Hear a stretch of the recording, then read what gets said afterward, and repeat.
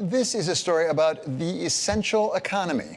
That's what Ford CEO Jim Farley calls the part of the U.S. market where things get built, moved, or fixed. This week, he held a series of meetings at the restored Michigan Central Rail Station in Detroit, and we traveled there to hear directly from him what needs to be done. 95 million people, huge part of our GDP, that basically build things. Think about factory workers, construction workers, the people who move things, rail workers, truck drivers, and the people that fix things. Think about plumbers, electricians, people who are mechanics on your vehicle. That's the economy. It's huge, and we have about 1 million people shortage today. What's going on there? Why are we short that many essential workers? It's a combination of things, David, but I think the biggest thing is the societal prestige of these jobs has changed from our parents and our grandparents. You know, people all want to go to a 4-year degree and then they want to go into the white collar workforce. That's what my grandfather told me. He was a factory worker. Hey, Jim, I don't want you to have to work this hard. Go to college. And the irony of the irony is we have all these data centers, all this new technology to roll out. It still requires electricians, construction workers, and we have this huge shortage. The second thing is our country has really pulled back on investing in education programs, the local college support for these kinds of jobs. There's no high schools around vocational programs anymore. That's the exception, not the rule anymore. I think the last thing is permitting. All the regulatory requirements on these jobs is really tough, especially for small business. And it just makes these jobs hard and complicated. How does AI fit with the essential economy? Well, I hope that it will be a help, but it's hard to say that today. We're going to have a lot of tailwinds for the essential economy with AI. For example, we have to build all these data centers, all the transmission lines. That's going to require plumbers, electricians, a lot of technical people to do all that, construction workers. But on the other hand, over the last 20 years, the essential economy productivity has actually gone down, whereas white collar productivity has gone up 20 to 30%. That's like for the average essential worker, that's like $30,000 a year. So we don't have a good track record here of applying new technology like AI to make these jobs more productive. Automation, things like that, those innovations really took jobs out of the job market and out of the essential economy. I think we'd have to twist the technology through the lens of these critical jobs for it to be the opposite. The government plays a central role in turning around the essential economy, with President Trump emphasizing manufacturing and the need for trade schools. But Farley has yet to see the real results, including with those auto tariffs. It's too early to tell. I haven't seen a lot of new plant announcements of my competitors who import. Our market's 50% import. So what I was looking for is how many of those imported vehicles are now being built in the U.S. We haven't seen too many announcements. What hasn't changed is Ford's commitment to the U.S. We build 80% of our vehicles here. We're the largest employer of UAW workers, and we're the largest exporter by far from the U.S. I would say it is too early to tell, but I'm seeing the tone at the top in D.C.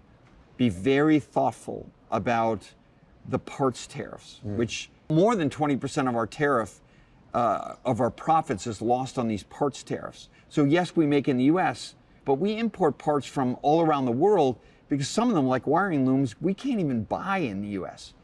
The tariffs on those parts, maybe 20% of your F-150, is 20% of our profit gone.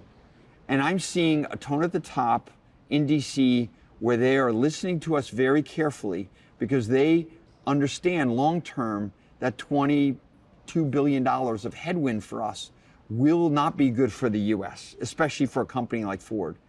I don't know what they're going to do, but boy, have we had a lot of conversations with Commerce and the President about this. And I remain very optimistic that they'll make the right adjustments.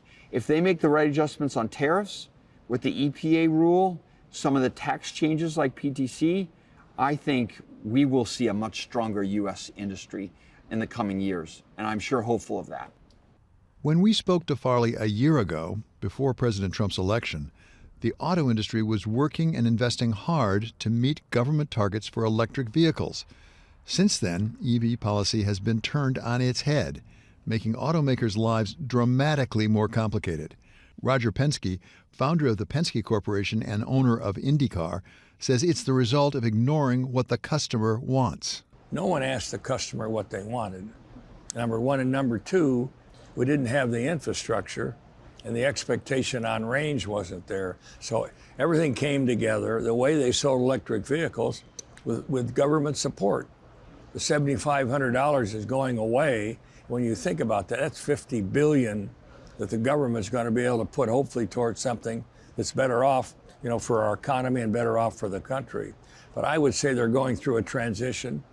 All of them said, Mary Barra has, Jim Farley has, they're moving to lower cost EV vehicles. You at Ford, like the other automakers, have really made a lot of capital investment commitments for an EV future. What happens to those investments now? Well, it's an important question for our country. First of all, Ford never talked about an all-electric Ford. We always said about customer choice. We have hybrid, the F-150, best-selling vehicle in the United States. Almost a third is now hybrid. So we never bet the farm on electrification. And we were a first mover. We've been number 2 to Tesla, I think, for 3 years now. But that is the biggest next up question.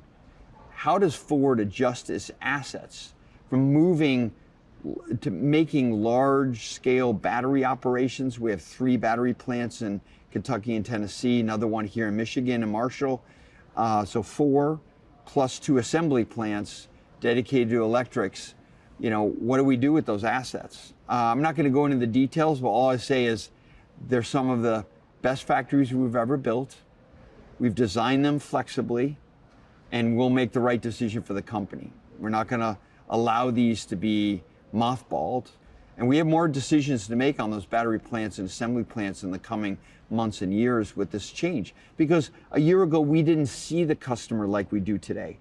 And boy, are we seeing customers buy hybrids and partial electric solutions. So America is moving more to low CO2 footprint powertrains, but they are not accepting full electrics anywhere near what we thought. When you talk about some of the policies coming out of Washington, on the one hand, as you mentioned, there's the $7,500 credit goes away this week. Yes. On the other hand, you've got the CAFE. Yes. So there's some gives and takes on this. How does that all come up for the Ford Motor Company? Well, it's accelerating this awkward moment, basically. The $7,500, which could be up to, 20–30% of the purchase price, is gone. That makes EVs a lot more expensive. But think about Ford as a global company. We're not just the most American company. We compete around the globe.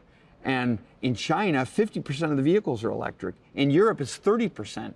So we have to set up our industrial system to compete, not just in the 4 or 5% here in America with maybe a higher mix of hybrids or EREVs, but in China or the rest of the world, we still have to make this EV future profitable. To do that, we made a big bet 4 years ago. We did it in secret. We came up with a small group of people on the West Coast, and we redesigned the way we make and design a vehicle. We call it the Universal Electric Vehicle. It's kind of a Model T kind of moment for the company. That vehicle will be coming out in about a year and a half. That is our way of competing with BYD's cost. They've been at it for 20 years. These markets are huge outside the US. We still have to be successful globally. We can't just draw a big wall around the US and say that's what Ford Motor Company is. Another subject we discussed a year ago was China. Yes. And what's going on. Bring us forward 1 year. Oh, boy. What's going on, for example, with BYD. Yeah, I mean, a year ago, Tesla was the #1 seller globally of electric vehicles, and VW was the top brand in China. The world's biggest market is almost 27 million. The US is 16, maybe on a good day. You imagine how big that is. It's not twice as big, but it's a big market. Now BYD is not only outselling Volkswagen, they're now the #1 electric player in the world a year later. Very powerful company, vertically integrated like Henry Ford did in the 30s. We're very humble, but at the same token, Ford has announced our Universal Electric platform to be built in Louisville, Kentucky, and we think it's basically a wash with BYD made in Mexico because we've thrown innovation at it. So a lot has changed, and we've seen Europe has been really the battleground for globally for the Chinese. Now it looks like this month, I bet you the Chinese will be close to 10% of the European EV market. Many of the brands weren't even on sale a year ago. MG, Geely, others. Now they're very successful, like BYD in Europe. It's a really a moment, a transitional moment for our industry, where everyone used to talk about South Korea or Japan. In my eyes, as a CEO, China is the place where the most fit industrial systems are getting created, not just for electric vehicles, but for internal combustion vehicles. And without projects like UEV, companies will be under threat of existence. You were on the front lines when Japanese manufacturers really stole market share from the United States. Yes. But bringing it forward to today, there is a different economic structure in China that Yes, there involves is. subsidies. Yes, there is. Can the American auto industry outcompete those subsidies, out-innovate those subsidies? That's a very difficult answer to give you right now. I think it's too early to answer your question, because we're only in the second inning of these pure electric vehicles, and the innovation cycle is so fast. We could be talking in a year or two of a whole new battery technology that could either change that equation. But I will say, at this point, they have a big lead. When you look at a BYD, we think on average $4,000 to $5,000 a vehicle of direct support from the Chinese government that's exported to Europe and to Mexico and places like that. Can we make up for that?